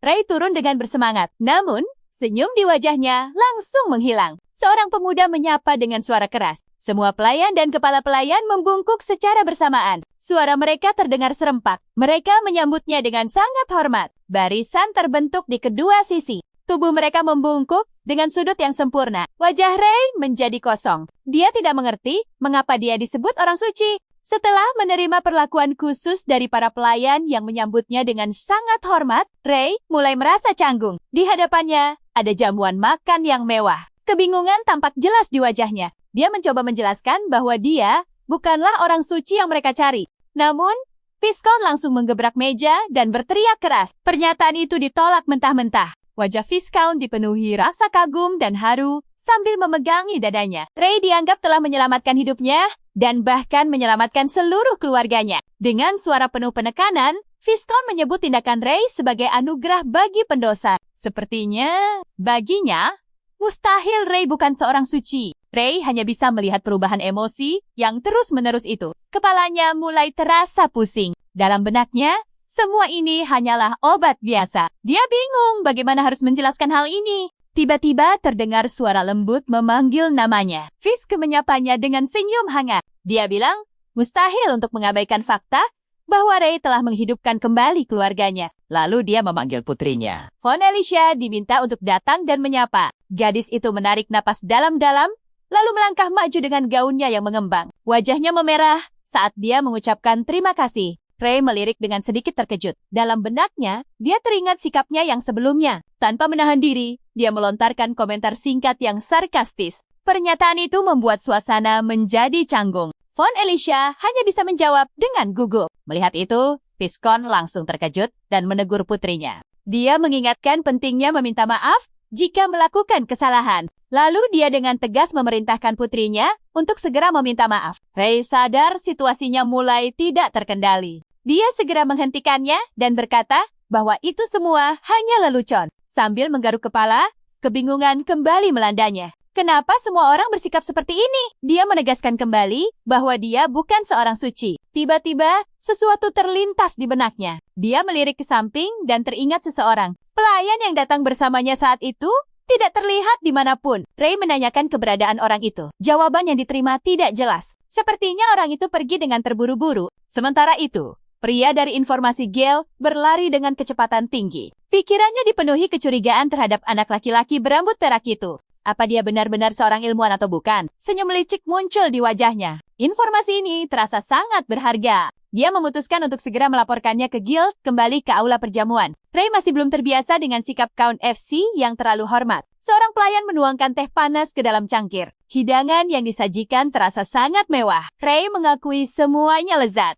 Mendengar itu, Viscount tampak lega. Dia bilang telah menyiapkan segalanya agar Ray bisa menikmati hidangan. Ray mengangkat cangkir tehnya, menikmati suasana yang asing. Viscount lalu menambahkan sesuatu yang mengubah situasi. Dia menyebutkan bahwa hidangan seperti ini akan dinikmati setiap hari di kerajaan suci. Pernyataan itu membuat Ray terdiam. Dia tidak menyangka percakapan akan mengarah ke sana. Dengan nada serius, Ray meminta penjelasan. Visun tampak terkejut karena mengira Ray sudah tahu segalanya. Dia mulai menjelaskan bahwa delegasi dari Kerajaan Suci telah tiba untuk menjemputnya. Berita itu terasa seperti sambaran petir. Ray langsung menggebrak meja dan bertanya, siapa akan mengawal siapa dan bagaimana mereka tahu? Lokasinya? Faisikun menjawab dengan hati-hati. Dia mendengar rumor bahwa Paus menerima pesan langsung. Wajah Ray semakin pucat. Dia tidak mengerti pesan macam apa, sampai membuatnya dicari. Von mulai menjelaskan tentang Kerajaan Suci. Negara itu dikenal sebagai tempat yang diberkati oleh makhluk ilahi. Bila diperlukan, pesan akan diberikan kepada orang-orang suci. Ray bertanya, bisakah makhluk ilahi berkomunikasi langsung dengan manusia? Viscount menjawab bahwa komunikasi tidak selalu langsung, lebih sering dalam bentuk tanda atau mimpi. Dia juga menyebutkan bahwa orang yang diduga sebagai orang suci biasanya diikuti oleh sebuah cahaya. Sosok itu akan terlihat sangat berbeda dari orang lain. Ray terdiam memikirkannya. Kenapa harus ada cahaya lagi? Kebingungan terus bertambah. Akhirnya, dia bertanya apa yang akan terjadi padanya. Viscount menjawab dengan nada riang, Ray akan dibawa ke Kerajaan Suci. Kata-kata itu seperti pukulan telak. Ray hanya bisa terdiam tanpa kata. Malam itu di rumah Ray, Sein menatap suaminya dengan wajah cemas. Anak mereka belum keluar dari kamar sejak tadi. Il menyarankan agar Ray diberi waktu untuk istirahat. Di dalam kamar, Ray terbaring lemas di tempat tidur. Dia merasa hampa, seolah jiwanya ingin meninggalkan tubuhnya. Pikiran tentang pesan dari Kerajaan Suci terus berputar. Dia menutupi wajahnya dan menangis pelan. Air mata membasahi sprei. Malam itu sunyi, hanya ditemani cahaya bulan yang terang. Tapi di dalam hati, jeritan terus menggema. Dia hanya ingin menjalani kehidupan kedua yang tenang di dunia ini. Keesokan harinya di Istana Silia, koridor mewah dipenuhi para pelayan yang saling berbisik. Mereka membicarakan tamu dari istana terpisah. Kabarnya tamu itu adalah seorang suci dari Kerajaan Suci Gaya.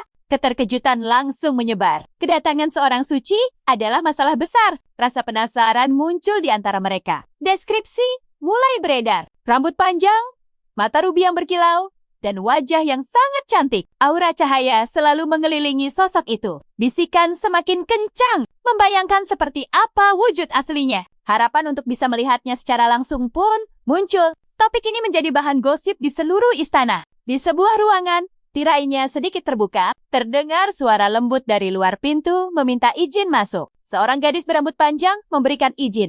Pintu terbuka perlahan. Sepatu dengan simbol salib terlihat melangkah masuk. Terima kasih, ucapnya sopan. Waktu pesta sudah dekat. Nada suara gadis itu terdengar sedikit jengkel karena tak diberi jeda. Pemuda di hadapannya membungkuk hormat dan memintanya untuk bersiap-siap. Gadis itu mengangguk, mengatakan akan segera datang. Tapi tiba-tiba ia terdiam seolah teringat sesuatu. Sikapnya berubah menjadi anggun dengan tatapan dingin. Dialah Saint yang dibicarakan para pelayan. Saint Iriel dari Kerajaan Suci. Ia menatap pemuda di hadapannya dan menanyakan kabar tentang Saint lain yang dicarinya. Pemuda itu menjawab bahwa ia telah menerima informasi penting. Sambil meletakkan kain putih di bahunya, ia membisikkan sesuatu. Sudut bibir Iriel terangkat perlahan. Wajahnya tampak semakin bersinar. Dalam hatinya muncul sebuah pikiran. Akhirnya sosok itu muncul. Seseorang yang telah lama ditunggu. Seseorang yang diyakini bisa memahaminya. Pagi yang biasa di rumah Ray, tapi hari ini terasa berbeda. Wajahnya pucat dan lelah. Sarian hanya memegangi kepala sambil duduk murung di meja. Dia sudah berusaha keras memikirkan jalan keluar, tapi tidak menemukan apapun. Jika tertangkap oleh Kerajaan Suci, semuanya berakhir. Bayangan saat mengenakan jubah sutra putih dengan cahaya yang bersinar di belakang kepalanya terus menghantuinya. Ray merasa jengkel dan frustrasi. Kehidupan kedua yang seharusnya tenang malah terasa lebih berat dari kehidupan sebelumnya. Harus berlutut dan berdoa seumur hidup pada dewa yang bahkan tidak dikenalnya membuatnya semakin tertekan. Akhirnya ia berteriak panik.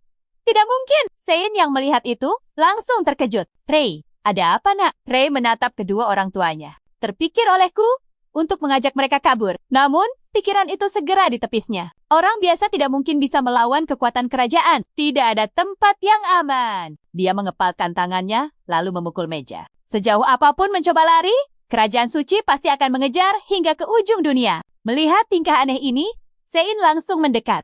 Kau sudah seperti ini sejak semalam. Apa yang terjadi? Ray ragu-ragu untuk menjelaskan. Dia menahan diri untuk tidak bercerita tentang Kerajaan Suci yang akan datang. Tiba-tiba ia berdiri dan berlari keluar. Aku akan segera kembali. Sen dan E saling berpandangan, memperhatikan punggungnya yang menjauh. Pasti ada sesuatu yang terjadi. Di sisi lain, suasana tenang berubah menjadi percakapan rahasia di atas tembok kota. Dua orang pria berbicara pelan. Informasi yang mereka dapatkan sepertinya benar. Anak yang dicari kerajaan suci memang ada di sekitar sini. Salah satu dari mereka memegang selembar kertas berisi gambar abstrak wajah Ray. Pria dari Guild Informasi itu tampak serius. Kau tahu, aku hanya memberikan informasi ini padamu kan? Pria yang satunya tersenyum tipis. Tentu saja, aku sudah menjual informasi ini ke kerajaan suci. Sekarang tinggal mencari kediaman anak itu. Mereka melanjutkan diskusi. Pencarian difokuskan di pinggiran kota karena targetnya kemungkinan berasal dari keluarga kelas bawah. Pria itu menggesekkan jarinya, memberi isyarat uang. Informasi berkualitas tinggi memang menghemat waktu. Pandangan mereka lalu beralih ke arah hutan di kejauhan. Apa area itu sudah diselidiki? Pria yang lain tampak terkejut. Tempat itu berbahaya. Jika Sand itu bersembunyi di sana, kemungkinan besar dia sudah tiada. Mereka berdua tahu siapa penghuni hutan itu. Orang-orang yang sangat membenci manusia. Namun, keraguan tetap muncul. Tidak mungkin dia ada di sana kan? Tanpa mereka sadari, jauh di dalam hutan yang dipenuhi sinar matahari dan debu peri, sesosok berambut perak sedang berjalan santai. Ray terus berpikir mencari jalan keluar, tapi tidak menemukan solusi. Satu ide muncul, yaitu kabur, tapi langsung ditolaknya. Itu artinya harus hidup sebagai buronan seumur hidup. Dia tidak menyukai pilihan itu. Ray menemukan sebuah batu dan duduk untuk menenangkan diri. Tiba-tiba pupil matanya mengecil, hawa dingin menjalari punggungnya. Dia langsung melompat dan bersiaga. Ada sesuatu di dalam kegelapan hutan. Sesuatu sedang mendekat. Ray menduga dalam hati bahwa itu mungkin pasukan kerajaan suci.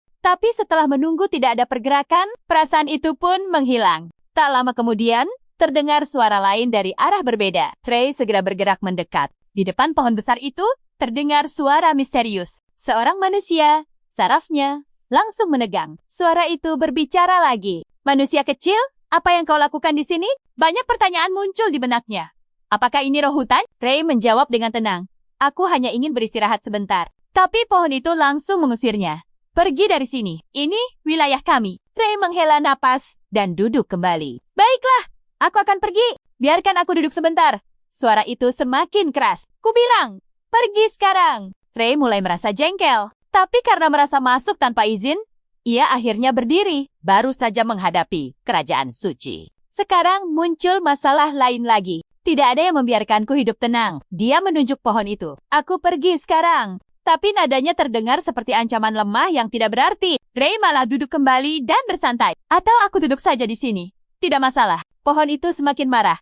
Pergi. Ray malah berbaring tanpa peduli. Dari balik batang pohon, bayangan muncul memberi peringatan. Jangan bilang aku tidak memperingatkanmu manusia. Ray tetap tidak gentar. Kau mengusirku tanpa menunjukkan wujudmu. Seenaknya saja. Tak ada jawaban. Tiba-tiba aura yang mengancam terpancar. Serangan itu datang tanpa peringatan. Ray langsung bereaksi. Mana mengalir dan menahan serangan di saat-saat terakhir. Sepasang sepatu bot hijau mendarat di tanah. Akhirnya, sosok yang bersembunyi itu muncul. Ray merasa puas sekaligus waspada. Jika mananya tidak aktif tadi, dia mungkin sudah kalah. Tapi saat melihat sosok di depannya dengan jelas, matanya terbelalak. Lengan ramping memegang busur dan panah. Telinga panjang dan runcing terlihat jelas. Di hadapannya berdiri seorang gadis dengan ciri-ciri yang khas, seorang elf. Menghadapi elf di depannya, Ray sama sekali tidak merasa takut. Justru, rasa ingin tahu yang muncul. Ada elf di tempat seperti ini. Via menatap tangannya saat aliran mana meningkat. Kau bisa menahan seranganku.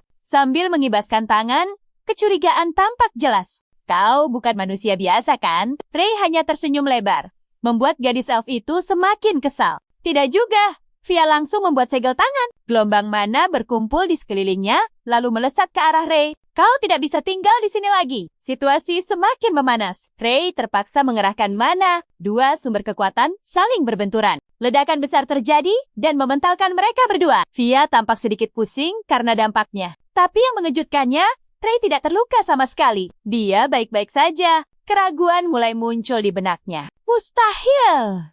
Ras tingkat tinggi. Ray bingung mendengarnya. Tunggu. Apa maksudnya? Via menunjuk lurus ke arahnya. Aku berubah pikiran. Manusia, ikut denganku. Akan kuizinkan kau tinggal di hutan ini. Ray tidak terlalu tertarik. Dia menunjuk ke belakang sambil tertawa canggung. Tidak perlu. Aku harus kembali sekarang. Tapi Via cukup keras kepala. Kami menghormati kekuatan. Itulah hukum para elf di hutan Grendel. Aku akan membawamu ke desa kami. Ray mulai berpikir. Tawarannya terdengar menarik. Desa elf di dalam hutan. Dia menatap gadis di hadapannya. Teringat sikapnya tadi. Dia tidak terlihat seperti sosok berbahaya. Lagi pula, untuk saat ini, belum ada cara untuk kabur dari kerajaan suci. Akhirnya, Ray mengambil keputusan. Baiklah, tapi jangan serang aku lagi. Mereka berjalan semakin jauh ke dalam. Tumbuhan semakin lebat dan udara terasa lebih sejuk. Ray mengikuti di belakang. Lalu teringat sesuatu. Siapa namamu? Via menjawab singkat. Aku Via, dari suku hutan Grendel. Ray mendongak sambil menggigit ujung jarinya. Via, nama yang indah. Via langsung berhenti. Wajahnya sedikit menegang. Apa katamu? Dalam sekejap, dia sudah berjalan lagi. Pipinya tampak memerah. Tidak juga. Biasa saja. Ray hanya terkekeh. Bingung dengan reaksinya. Kita sudah sampai. Ray melangkah maju dan matanya langsung terbelalak. Di hadapannya, terhampar sebuah desa yang dibangun di atas pohon. Rumah-rumah kayu berdiri kokoh di antara dahan-dahan besar. Pemandangannya sungguh luar biasa. Inilah desa elf. Ray berjalan perlahan, menatap ke segala arah dengan takjub. Mereka benar-benar tinggal di hutan. Dia belum pernah melihat tempat seperti ini sebelumnya. Tapi tak lama, beberapa tatapan tertuju padanya. Bisikan-bisikan mulai terdengar. Manusia! Kenapa ada manusia di sini? Perhatian langsung beralih ke Via. Kenapa dia membawa manusia? Ray tetap tenang. Dalam hatinya, dia sudah menduga reaksi seperti ini. Mereka hanya berhati-hati. Tiba-tiba seorang gadis berambut pirang pendek menghampiri. Via, kau sudah kembali. Pandangannya beralih ke Ray. Siapa manusia ini? Via menjawab tanpa ragu. Seorang asisten, kemampuannya cukup bagus, jadi aku membawanya. Gadis bernama Silly itu tampak ragu. Dia berbisik pelan. Asisten, dia bahkan tidak terlihat bisa melindungi dirinya sendiri. Via menjelaskan secara singkat bagaimana mereka bertemu. Awalnya aku juga berpikir begitu, tapi dia lebih kuat dari kelihatannya. Silly terkejut. Seranganmu tidak mempan padanya? Mustahil! Via melirik Ray yang sedang melihat-lihat sekeliling desa. Aku sudah memastikan dia bukan dari ras tingkat tinggi. Silly masih menatapnya curiga. Benarkah? Via mengalihkan pembicaraan. Bagaimana keadaan Aira? Keduanya langsung menoleh ke sebuah rumah pohon yang tertutup rapat. Silly menjawab pelan. Dia masih belum sadar. Via mengangguk.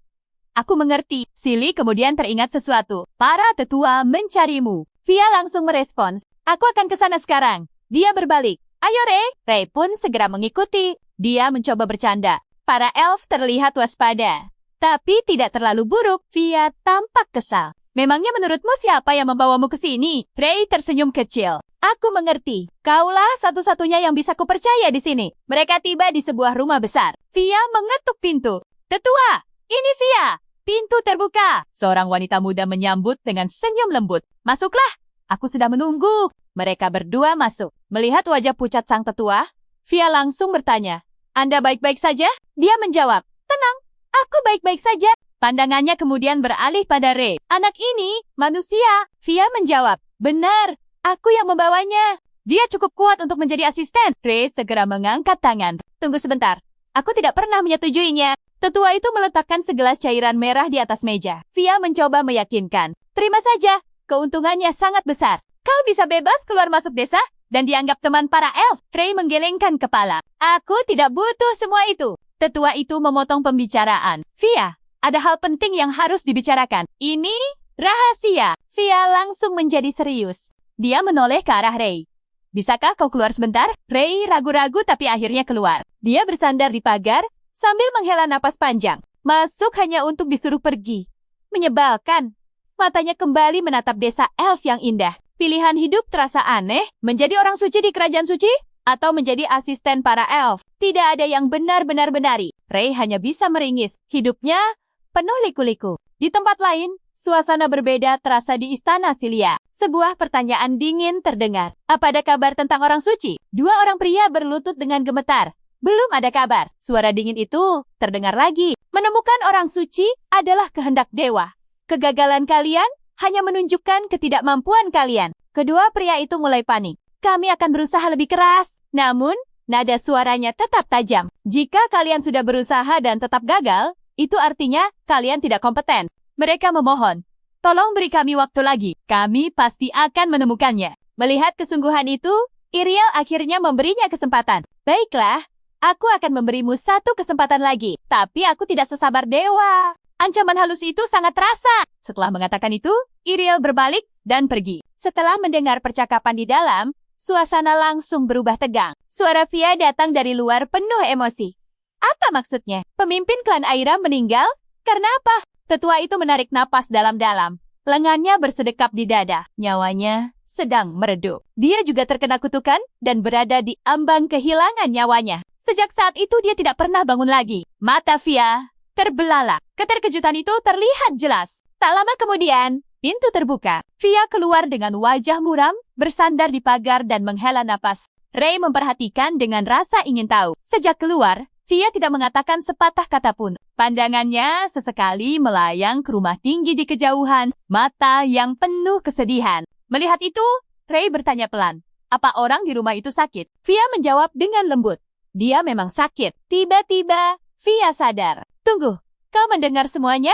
Ray menjawab dengan tenang, maaf, aku tidak bermaksud menguping. Pandangannya beralih ke rumah pohon itu. Lalu dia menarik napas dalam-dalam. Fia tersenyum tipis, penuh kepahitan. Kau khawatir. Manusia sepertimu ternyata mengkhawatirkan para elf. Kita berbeda.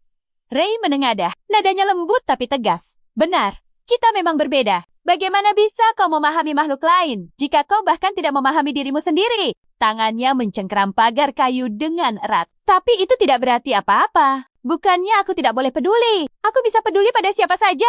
Bahkan jika mereka berasal dari ras yang berbeda, aura Ray berubah. Tidak lagi seperti anak berusia 15 tahun, tetapi sosok yang bisa diandalkan. Kata-kata itu membuat jantung Fia berdebar kencang. Di dalam rumah kecil itu, Fia terus mencuri pandang ke arah Ray. Bahkan saat Ray hanya minum teh, perasaan aneh mulai muncul. Jantungnya berdebar lebih cepat.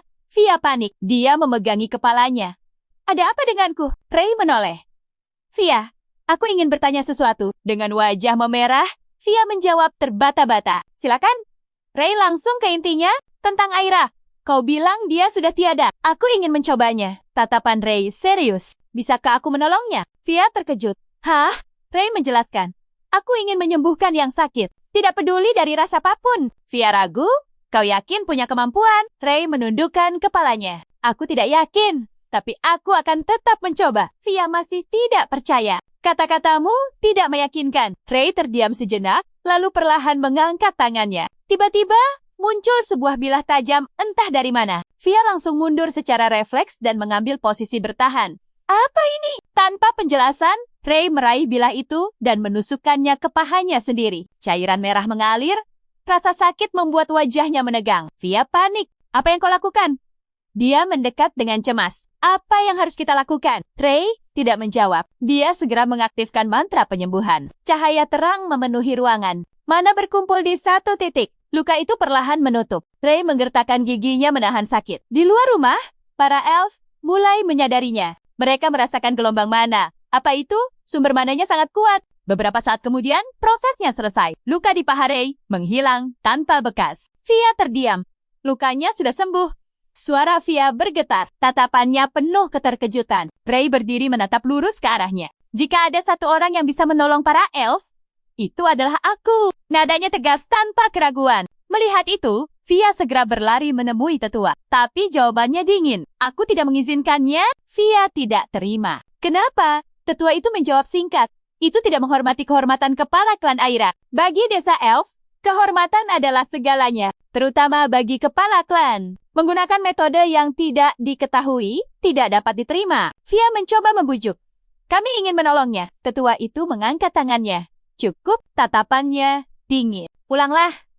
Tidak ada lagi yang bisa dilakukan. Fia menundukkan kepalanya. Kesedihan terlihat jelas. Di sampingnya, Ray berdiri tanpa kata. Pikirannya berputar kencang. Apa gunanya kehormatan jika berakhir sia-sia? Matahari mulai terbenam. Cahaya keemasan menyelimuti hutan. Fia berkata lirih. Maaf, kami gagal. Ray menenangkannya. Ray tersenyum tipis. Apa aku masih boleh mengunjungi desa ini?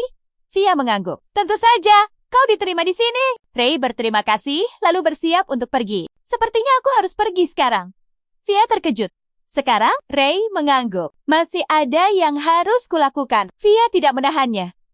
Baiklah.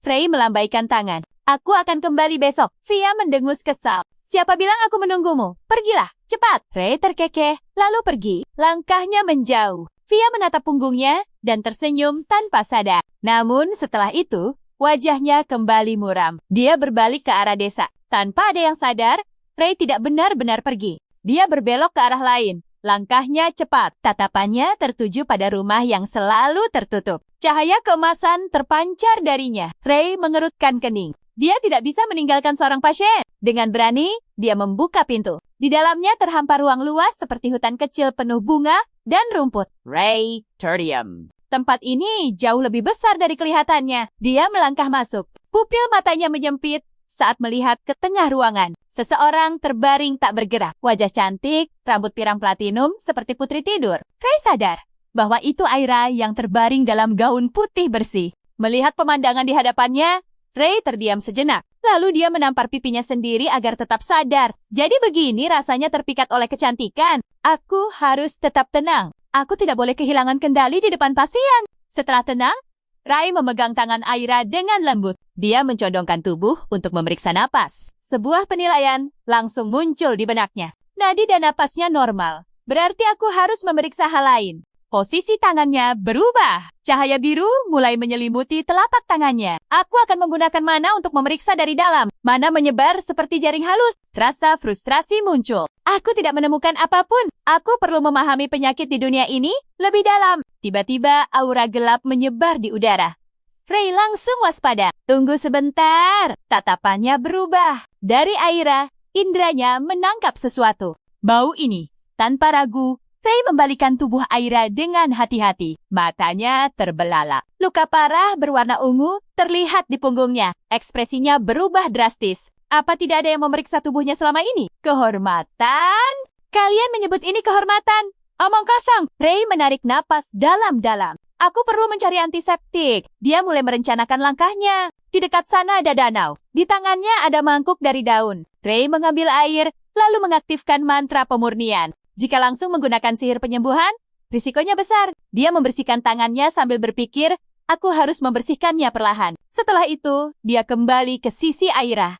Tatapannya serius. Aira adalah sosok yang sangat dihormati. Cara seperti ini pasti akan ditolak. Tapi, aku tidak punya pilihan lain. Saat mulai menanganinya, aku sempat ragu. Namun, keraguan itu kalah dengan kondisi lukanya yang membusuk. Ray menghela napas dengan emosi tertahan. Mereka tidak melakukan apa-apa, hanya membiarkan situasinya memburuk. Tidak ada yang berhak melarangku. Tangannya bergerak dengan hati-hati. Perawatan dilakukan tanpa henti. Waktu berlalu hingga matahari mulai terbenam. Akhirnya, Ray berhenti sejenak.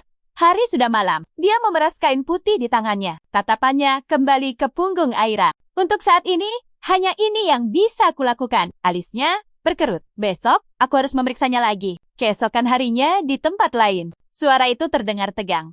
Ilmuwan, di mana kau? Beberapa prajurit kerajaan suci melapor dengan cemas. Seharusnya kita sudah menerima kabar dari tim pencari. Mereka sedang menyisir seluruh area. Satu-satunya masalah adalah waktu. Iriel menopang dagunya. Berapa lama lagi? Ekspresinya dingin. Kesabaranku terbatas. Apa kalian sedang mengujiku? Kedua pria itu gemetar. Bukan seperti itu. Mohon maafkan kami. Iriel berdiri. Cukup. Aku tidak percaya lagi. Aku akan menanganinya sendiri. Bersiaplah. Sementara itu, Ray menyeka keringat. Tatapannya terpaku pada punggung Aira. Kondisinya jauh lebih baik. Lukanya mulai pulih. Seharusnya akan sembuh dalam 1 minggu. Hari demi hari berlalu. Ray diam-diam datang setiap hari. Dia membersihkan tubuh Aira dengan air steril, lalu membantu meregangkan otot yang kaku. Di waktu luangnya, dia membaca buku dari perpustakaan, mempelajari lebih banyak tentang dunia ini. Suatu hari, Ray duduk di samping Aira sambil membaca. Dia berbicara dengan santai. Kau yang menggambar ini? Gambarnya jelek sekali. Tidak ada jawaban. Tapi Ray terus berbicara. Dia menceritakan perjalanan Via, tentang hal-hal kecil yang terlintas di benaknya. Waktu terus berlalu. 1 bulan telah lewat. Seperti biasa, Ray membuka pintu dengan pelan. Aira! Aku pulang. Dia tersenyum tipis. Hari ini, Via libur. Aku minum teh bersamanya. Tapi suasananya agak aneh. Tiba-tiba Ray berhenti. Ekspresinya berubah. Dia segera mendekat. Aira.